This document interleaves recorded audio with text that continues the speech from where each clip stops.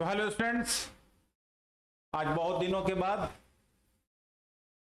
फिर से एक नए टॉपिक के साथ अभी हम लोग unity for run means Sardar Vallabh भाई पटेल जी के बर्थ एनिवर्सरी पर हम लोगों ने सेलिब्रेट किया यूनिटी फॉर रन। क्यों सेलिब्रेट करते हैं, क्यों सेलिब्रेट किया? सरदार वल्लभ भाई पटेल को लौह पुरुष कहा जाता है, क्योंकि आपको पता है 562 प्लस 3 मीन्स 565 जो रियासतें थी इंडिया में उसको एक करने में, यूनाइट करने में, इंडिया के साथ मिलाने में उनका बहुत बड़ा योगदान था। चलो ये तो हिस्ट्री की बात है। आज हम लोग क्लास 12th का एक नया टॉपिक के साथ स्टार्ट करते हैं। चलो टॉपिक का जिसको हम लोग कहते हैं refraction. Refraction through a spherical surface. Refraction through a spherical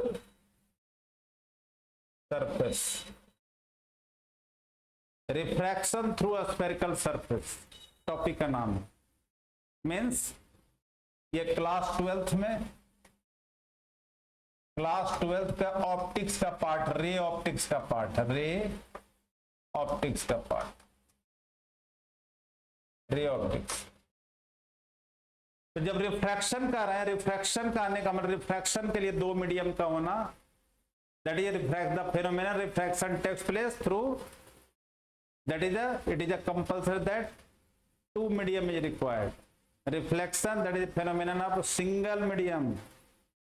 okay, तो आज आ जाते हैं। तो इसके दो कंडीशन है कि पहला है rare to denser, rare to denser, और सेकेंड है denser to rare. What does mean denser to rare? जब रेयर टू डेंसर कह रहे हैं इसका मतलब object is placed in rare medium and refraction takes place in denser. और second में क्या कहता है denser to rare means object is placed in denser medium और refraction takes place in rare medium.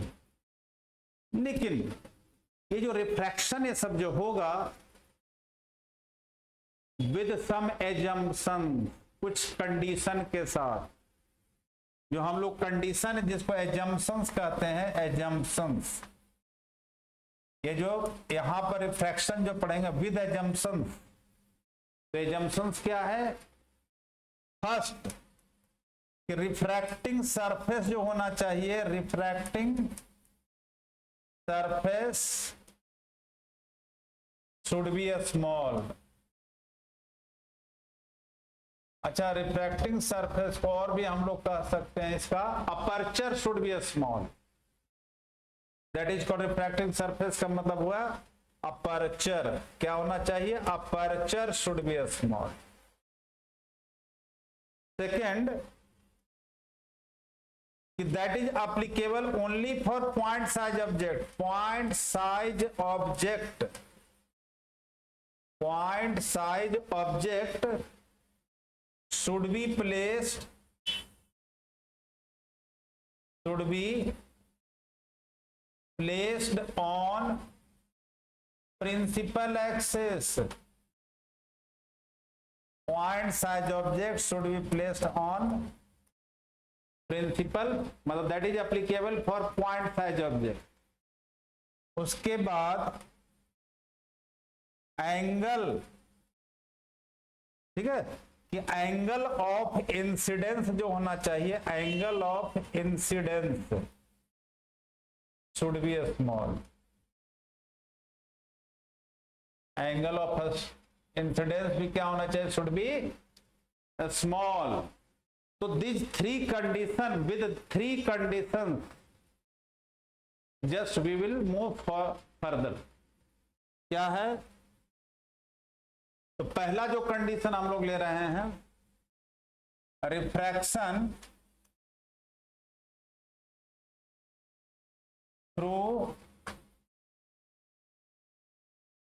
a spherical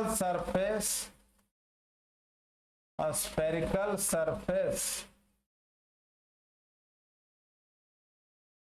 from rarer to denser, from rarer to denser। Condition कौन सा? Rare to denser. तो देखो, तो यहां पर सीधा स्फेरिकल सरफेस सीधे x, this is x p y, we have taken a spherical surface। यहां है rare, suppose that refractive index यहां का μ1 है और इधर है डेंसर, दैट इज डेंसर। यहां का रिफ्रैक्टिव इंडेक्स क्या है? μ2 इधर। ओके, ये स्फेरिकल सरफेस है, इसका मतलब द सेंटर ऑफ कर्वेचर जो होगा यहां पर होगा, C will be the centre of curvature, this side will the centre of curvature. A point side object lying on the principal axis, O is the object is there. अब देखो, this is the pole is there for the formation of the image, at least how many rays required? 2 refracted और reflected rays should intersect. तो यहां पर हम लोग first ray normally incident at the pole, और you know that when ray incident normally the phenomenal refraction does not take place. तो second ray हम लोग लेते हैं, मान लिया ये पॉइंट पर इंसिडेंट हुआ सेकेंड रे एट पॉइंट ए। अब प्लेन सरफेस पर है, अगर प्लेन सरफेस है तो वहां पर तो हम लोग नॉर्मल ड्रॉ कर देते हैं कि this is 90 degree, this is normal is there. लेकिन अब यहां तो कर्व्ड सरफेस हो गया, तो for the curved surface what you will do, क्या करते हैं? फॉर कर्व्ड सरफेस के लिए हम लोग क्या करते हैं कि दिस इज, आपको पता है कि सर्कल में जो रेडियस होता है सरकमफ्रेंस के ऊपर क्या होता है? परपेंडिकुलर होता है। तो इसलिए सी से ए को ज्वाइन करो और इसी को आगे क्या कर दो? आगे आप एक्सटेंड कर दो, that will act as a normal. तो this will be the angle I. अब this ray should travel on a straight path, सीधा जाना चाहिए था, नहीं, ये रे को सीधा जाना चाहिए था, लेकिन अब क्या हो जाएगा? बेंड टुवर्ड्स रेयर से denser, you know that, bend towards normal, moves towards normal. तो ये हो गया आपका, ये इमेज बना, दिस इज द आई। अब हम लोग दिस इज द नॉर्मल के साथ जो एंगल बना, that is angle R will be there. अब इस एंगल को, यहां जो एंगल है, इस एंगल को हम लोग ले लेते हैं अल्फा। इमेज के साथ जो एंगल बना दैट इज द बीटा, और नॉर्मल के साथ जो एंगल बन रहा है दैट इज लेते हैं गामा। और आपको क्या बताया था? Aperture should be small.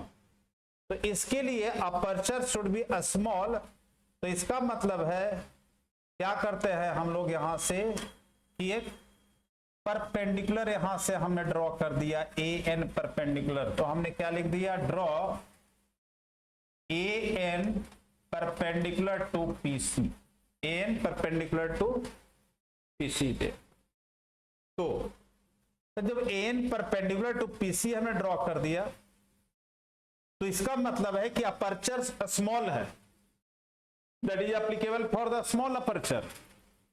जब अपर्चर स्मॉल है तो इस केस में हो जाएगा फॉर स्मॉल अपर्चर, जो है स्मॉल अपर्चर क्या हो जाएगा कि एन जो है टेंड करेगा पी के तरफ, N is tending towards P, right. इसमें 3 स्टेप्स है, only 3 step. First step step first क्या है, स्नेल्स लॉ यूज करते, using Snell's law, using Snell's law. तो जब स्नेल्स लॉ यूज करते हैं तो क्या होता है, refractive μ1 sine angle I is equal to μ2 sine angle R will be there. आपको पता है कि product of refractive index and sine with angle in a medium remains constant. साथ साथ दूसरा एग्जांपल बताए थे फॉर अ स्मॉल एंगल, तो फॉर स्मॉल एंगल के लिए, for a small angle sine angle I we can write approximately angle I, और sine angle R approximately we can write angle R। तब क्या हो जाएगा, देखो μ1 angle I is equal to μ2 angle R। This is the equation first. तो ये first step हो गया। इन सेकेंड स्टेप क्या करना है आपको, सेकेंड क्या लगाते हैं यहां से, angle sum, exterior angle sum proper, triangle का एक्सटीरियर एंगल जो होता है स्टेप 2 में क्या करते हैं कि एंगल I और एंगल R की वैल्यू निकालते हैं एक ट्रायंगल का एक्सटीरियर एंगल थ्योरम लगा करके। तो उसके लिए एंगल I के लिए लिखते हैं, देखना, इन ट्रायंगल AOC में, in triangle AOC angle I is equal to हो गया angle alpha plus angle gamma, angle I भी गॉट।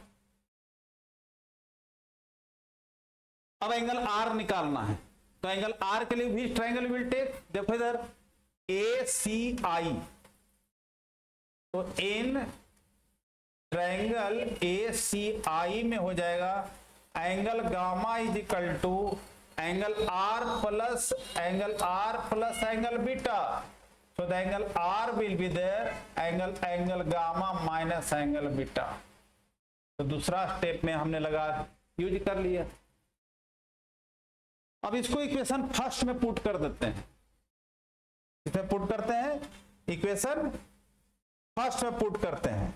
इक्वेशन फर्स्ट में जब पुट करेंगे तो क्या आ जाएगा, देखो, तो देखो ये वाला जो है putting in equation first, putting in equation first, तो क्या हो जाएगा, μ1 एंगल I की जगह पर क्या होगा, angle alpha plus angle gamma, और μR के जगह पर हो गया क्या चीज, यहां पर तो μ2 है,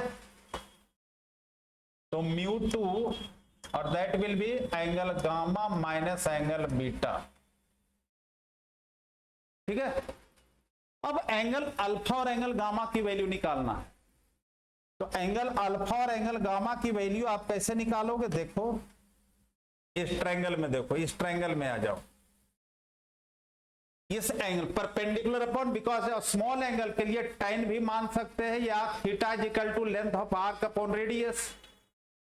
तो जैसा बताए थे, तो इसको लिख देते हैं APY-PO, क्या लिखते हैं, APY-PO। यहां पर हमने लिख दिया क्या चीज, μ1, क्या लिखते हैं, μ1 APY-PO प्लस, सिमिलरली और भी क्या लिख सकते हैं, देखना यहां पर गामा को क्या लिखते हैं, देखो गामा की जगह पर हो जाएगा दिस गामा APY-PC होगा ना, APY-PC, गामा को लिख देते हैं हम लोग क्या चीज, APY-PC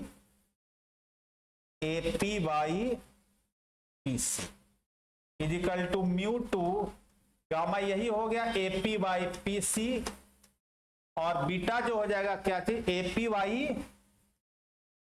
APY कितना, PI। फिर उस वहीं से देखते हैं, कहां से, देखो APY-PI, बीटा को हो जाएगा ना APY-PI, राइट। अब इसके बाद क्या करते हैं, देखना कि AP we are getting both side, AP जो आ रहा है, AP की वैल्यू जो आ रहा है दोनों तरफ है, तो हमने μ1 AP की वैल्यू हमने ले लिया 1/PO plus 1/PC is equal to μ2 1/PC minus 1/PI। Second step तक आ गया। स्टेप थर्ड में है आपको साइन कन्वेंशन। स्टेप थर्ड जो हो गया आपका यूजिंग साइन कन्वेंशन। अब साइन कन्वेंशन क्या है? ऑब्जेक्ट डिस्टेंस जो होता है नेगेटिव, तब पीओ जो हो गया आपको क्या चाहिए? पीओ ऑब्जेक्ट डिस्टेंस, और क्या है? लेफ्ट साइड रे के अपोजिट डायरेक्शन में है।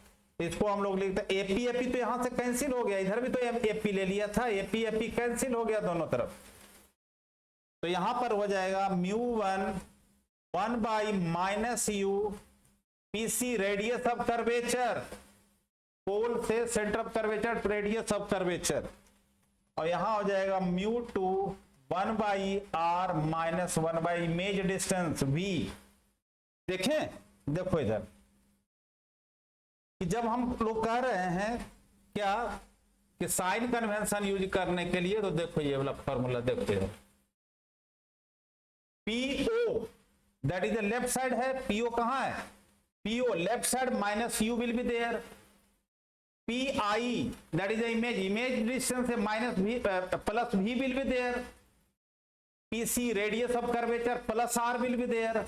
सेम फॉर्मूला हम लोग ने यहां पर क्या किया है? अप्लाई किया है। देखो तो ये फॉर्मूला अप्लाई करते हो। अब इसको क्या करते हो? शिफ्ट कर देना, minus μ1/u plus μ1/r is equal to μ2/r minus μ2/v। ठीक है।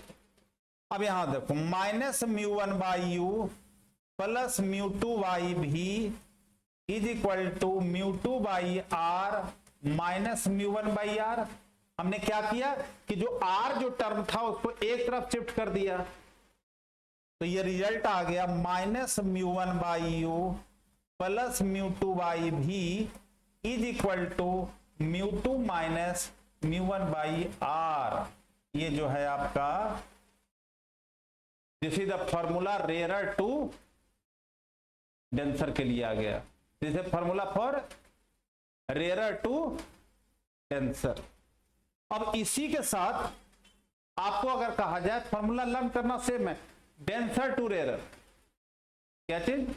Denser to rare. तो इसी में हम लोग लिख सकते हैं डेंसर टू रेयर जो हो गया आपका डेंसर टू रेयर। तो इसी पर लिख देंगे हम लोग डेंसर फॉर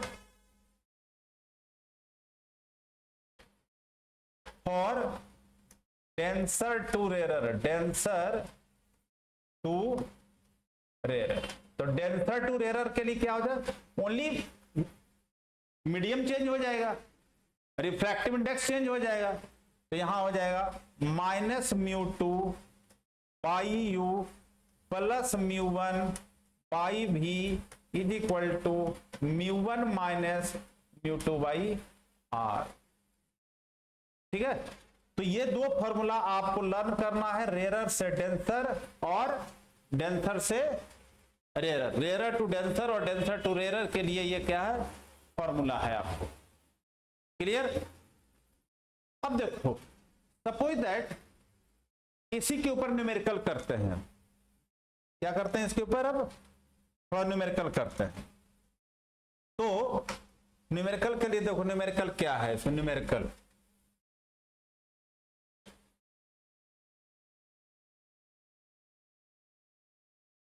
कैसे आता है? क्वेश्चन क्या देखो कि suppose that a point has a glass surface is there. आपको कहता है सपोज दैट ग्लास सरफेस है जिसका रिफ्रैक्टिव इंडेक्स दिया हुआ है 1.5, तो ये μ2 हो गया। This is the glass surface is there. Refractive index कितना है आपका? Refractive index is there. कितना है refractive index? 1.5। It is placed in air. मान लिया एयर में है तो एयर में प्लेस कर दिया गया, तो प्लेस कर दिया गया एयर में, तो एयर का रिफ्रैक्टिव इंडेक्स जो होता है वो कितना होता है? एयर का रिफ्रैक्टिव इंडेक्स है 1। ठीक है। अब जो है इसकी रेडियस ऑफ कर्वेचर जो है, मान लिया रेडियस ऑफ कर्वेचर है 20 सेंटीमीटर। कितना रेडियस ऑफ कर्वेचर? 20 सेंटीमीटर। अब जो है ये पॉइंट साइज ऑब्जेक्ट जो है, कहता पॉइंट साइज ऑब्जेक्ट है, point size object is placed, मान लिया कि पॉइंट साइज ऑब्जेक्ट जो प्लेस कर दिया गया कहां पर? 10 सेंटीमीटर पर। तो कहता वेयर द इमेज, इमेज कहां पर बनेगा? इमेज डिस्टेंस आपको फाइंड करना है, इमेज डिस्टेंस ही निकालना। फॉर्मूला कहां है? ऑब्जेक्ट कहां है? रेयरर में। ऑब्जेक्ट कहां रखा हुआ है? रेयरर। तो formula you have to apply rarer to denser. Formula कौन सा अप्लाई करना? Rarer to denser. तो रेयरर टू डेंसर फॉर्मूला क्या है? Minus μ1 by U plus μ2 by V is equal to μ2 minus μ1 by R. अब ये देखो, ये पोल है, object is placed left side, तो साइन कन्वेंशन अगर यूज करो तो क्या हो जाएगा? साइन कन्वेंशन में, साइन कन्वेंशन यूज करते हैं तो साइन कन्वेंशन में यूज हो जाएगा आपका माइनस, तो -1 बाई -10 सेंटीमीटर प्लस μ2 कितना है आपको? μ2 दिया हुआ है 1.5 और भी निकालना है, तो 1.5 माइनस 1 अपॉन आर कितना है आपका? इसका आर पॉजिटिव हो जाएगा, आर इधर है तो आर हो जाएगा 20 हो जाएगा सेंटीमीटर, तो 20 सेंटीमीटर। अब इसको सॉल्व करना है, तो सॉल्व कैसे करते हैं भाई? देखो यहां हो गया 1/10 प्लस 1.5 बाई भी is equal to 0.5 by 20। Clear?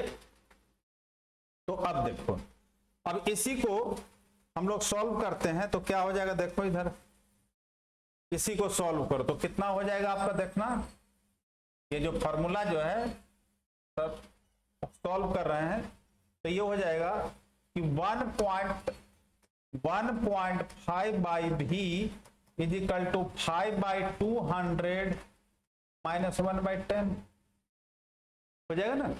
इसको कैंसिल कर देते हैं, 40 हो जाएगा, तो 1.5 बाई भी इज इक्वल टू हो जाएगा 40, एलसीएम ले लिए तो क्या हो जाएगा? 1 माइनस कितना? 4, 1 माइनस कितना हो गया?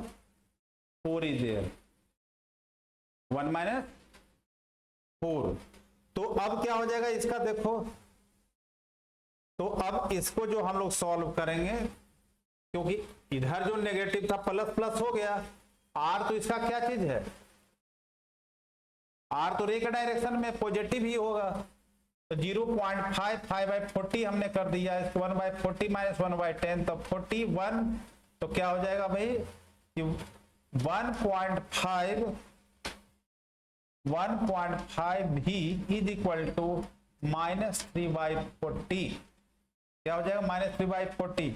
तो भी निकालना है तो कितना हो जाएगा? 40 इंटू 1.5/3 माइनस में, इसका मतलब हो गया 40, 60 हो जाएगा बाई 3, तो मतलब -20 कितना हो जाएगा? -20 सेंट, मतलब नेगेटिव बन रहा है। इसका मतलब क्या चीज है? कैसा? पीछे जा रहा है, ऑब्जेक्ट के पीछे जा रहा है। तो this types of numerical that will be asked in the refraction of rare to denser. Clear? तो आई होप इसके ऊपर आप लोग और भी न्यूमेरिकल प्रैक्टिस करेंगे। नेक्स्ट वीडियो में हम ऑप्टिकल डिवाइस, कंपाउंड माइक्रोस्कोप और टेलीस्कोप के बारे में डिस्कस करेंगे। Thank you.